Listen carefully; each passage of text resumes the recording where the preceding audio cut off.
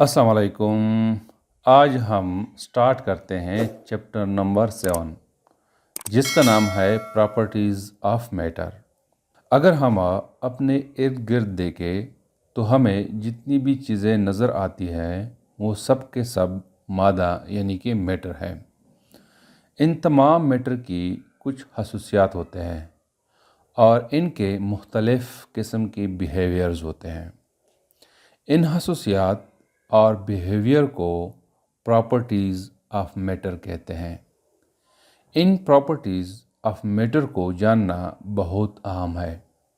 इन properties को जानते हुए हम ये जान सकते हैं कि आइस क्यूब यानी कि बर्फ़ और रेन बारिश और स्टीम में कौन कौन सी चीज़ें कॉमन हैं। एक बॉडी में सब्सटेंस की मिकदार का क्या असर होता है और अगर हम किसी ऑब्जेक्ट किसी मैटर पे फोर्स अप्लाई करें तो उस मैटर का बिहेवियर उसका बर्ताव क्या होता है। इस चैप्टर में हमें इन तमाम क्वेश्चंस के जवाबात मिलेंगे। तो आज के इस लेक्चर में हम सबसे पहले डिस्कस करते हैं काइनेटिक मॉलिक्यूलर थ्योरी या kinetic molecular model of matter. Kinetic molecular model के मुताबिक मैटर छोटे छोटे ज़रात यानी पार्टिकल्स पे मुश्तमिल है। इन पार्टिकल्स को हम मॉलिक्यूल्स कहते हैं। मॉलिक्यूल्स खुद दो या दो से ज़्यादा एटम से मिलकर बनते हैं। जब दो एटम्स आपस में मिलते हैं तो मॉलिक्यूल बनता है। ये मॉलिक्यूल्स हमेशा मोशन में होते हैं। इसलिए किसी भी ऑब्जेक्ट के मॉलिक्यूल्स के पास काइनेटिक एनर्जी होती है। जो भी हम मैटर लेते हैं, जो भी हम ऑब्जेक्ट लेते हैं, उसके मॉलिक्यूल्स के पास काइनेटिक एनर्जी होती है। और इन मॉलिक्यूल्स की मोशन ट्रांसलेशनल मोशन हो सकती है, यानी अगर एक ऑब्जेक्ट स्ट्रेट लाइन में मोशन करे तो इस मोशन को ट्रांसलेशनल मोशन कहते हैं। और इन मॉलिक्यूल्स की मोशन वाइब्रेशन भी हो सकती है, यानी अगर कोई ऑब्जेक्ट अपनी मेन पोजीशन के इर्द गिर्द मोशन करे तो इसको वाइब्रेशनल मोशन कहते हैं।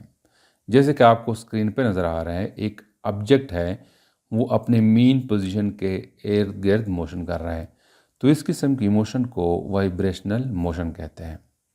या इन मॉलिक्यूल्स की मोशन रोटेशनल मोशन होती है। वो मोशन जो अपनी एक्सिस के अराउंड होती है उसको रोटेशनल मोशन कहता है, जैसे कि आपको स्क्रीन पे नज़र आ रहा है। या इन मॉलिक्यूल्स की मोशन इन तीनों में से किसी दो या तीन के कम्बिनेशन हो सकती है, यानी एक मॉलिक्यूल है वो ट्रांसलेशनल मोशन भी कर रहा है और रोटेशनल मोशन भी कर रहा है, ये कम्बिनेशन है। तो कोई भी मोशन हो सकता है मॉलिक्यूल्स के। इन मॉलिक्यूल्स के दरमियान फोर्स ऑफ अट्रैक्शन होती है, अट्रैक्टिव फोर्स होती है। वो एक दूसरे को आपस में अट्रैक्ट करते हैं, एक दूसरे पे फोर्स अप्लाई करते अपनी तरफ खींचते हैं। और ये फोर्स ऑफ अट्रैक्शन डिस्टेंस के साथ चेंज होती है। अगर डिस्टेंस ज़्यादा हो रही है तो ये फोर्स ऑफ अट्रैक्शन कम होती जाती है, और अगर डिस्टेंस कम है तो फोर्स ऑफ अट्रैक्शन भी ज़्यादा है।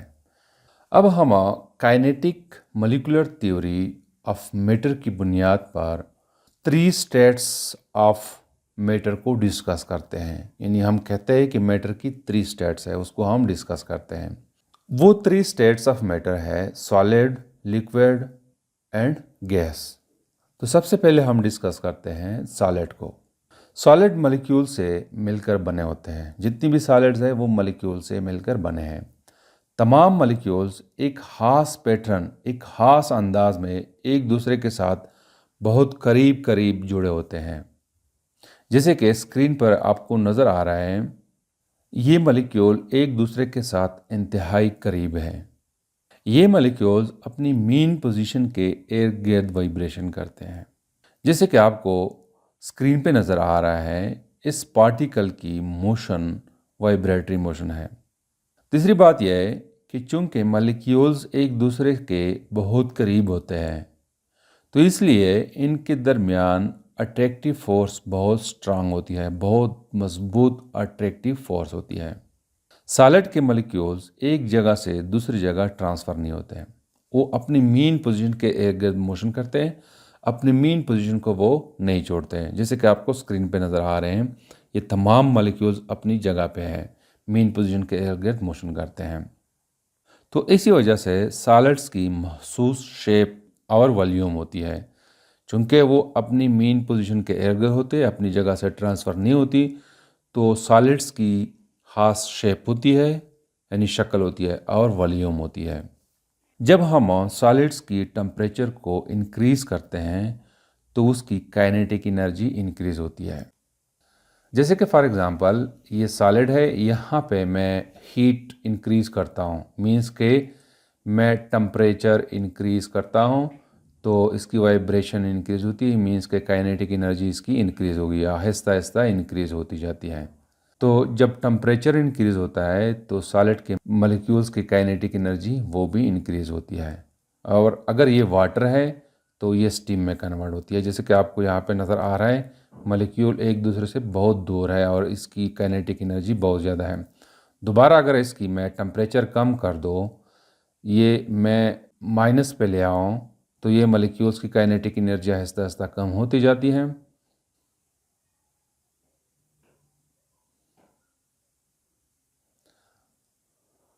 और यो आपको नज़र आ रहा है काइनेटिक एनर्जी बिल्कुल ज़ीरो के बराबर है। चूँकि टेम्परेचर कम है तो ये बिल्कुल ऐसा समझ ले कि ये आइस बन गया। तो अगर मैं दोबारा इंक्रीज़ कर दूँ टेम्परेचर, तो इसकी kinetic energy Aahista Aahista increase होती जाती है। सॉलिड की तरह लिक्विड्स भी मॉलिक्यूल से मिलकर बने होते हैं और ये मॉलिक्यूल्स भी एक दूसरे के करीब होते हैं, लेकिन सॉलिड्स के मुकाबले में इन मॉलिक्यूल्स के दरमियान डिस्टेंस थोड़ी ज़्यादा होती है। जैसे कि आपको स्क्रीन पे नज़र आ रहे हैं, ये मॉलिक्यूल्स एक दूसरे से डिस्टेंस पे है as compare to the solid. Solid में बहुत करीब होते हैं मॉलिक्यूल्स, लिक्विड्स में सॉलिड के मुकाबले में दो मॉलिक्यूल्स के दरमियान डिस्टेंस ज़्यादा होती है। लिक्विड्स के मॉलिक्यूल एक खास पैटर्न में नहीं होते हैं। लिक्विड्स के मॉलिक्यूल्स अपनी जगह तब्दील करते हैं। जैसे कि आपको स्क्रीन पे नज़र आ रहा है, ये मॉलिक्यूल्स अपनी जगह तब्दील करते रहते हैं। चूँकि मॉलिक्यूल्स अपनी जगह तब्दील करते हैं, इसलिए लिक्विड्स की कोई खास शेप नहीं होती। लिक्विड्स अपनी शेप, अपनी शक्ल तब्दील करते हैं। जिस बर्तन में लिक्विड्स को हम रखते हैं, उसी बर्तन की शक्ल इख्तियार करती है। अगर हम लिक्विड्स यानी पानी को अगर हम गिलास में रख दें तो गिलास की शक्ल इख्तियार करती है, अगर चाय के प्याले में रखें तो चाय के प्याले की शक्ल वो इख्तियार करती है। लिक्विड्स के मॉलिक्यूल के दरमियान अट्रैक्टिव फोर्स सॉलिड के मुकाबले में कम है। चूँकि वो एक दूसरे से फासले पे हैं, तो इसी वजह से फोर्स ऑफ अट्रैक्शन भी कम है। तो जैसे मैंने आपको बताया, काइनेटिक मॉलिक्यूलर मॉडल के मुताबिक अगर डिस्टेंस कम है तो अट्रैक्टिव फोर्स ज़्यादा है, और अगर डिस्टेंस ज़्यादा है तो अट्रैक्टिव फोर्स भी कम है। तो चूँकि लिक्विड्स में डिस्टेंस सॉलिड के मुकाबले में ज़्यादा है, तो अट्रैक्टिव फोर्स भी सॉलिड के मुकाबले में कम है। मॉलिक्यूल्स की काइनेटिक एनर्जी टेम्परेचर की ज़्यादा या कम होने से ज़्यादा कम होती है। जैसे कि आपको नज़र आ रहा है, ये लिक्विड्स के मॉलिक्यूल्स हैं। यहाँ पे अगर मैं टेम्परेचर ज़्यादा कर दूँ तो उसकी काइनेटिक एनर्जी सॉलिड की तरह इंक्रीज़ होती जाती है। सॉलिड्स और लिक्विड्स की तरह गैसेस भी मॉलिक्यूल्स से मिलकर बने होते हैं और इन मॉलिक्यूल्स की मोशन रैंडम होती है।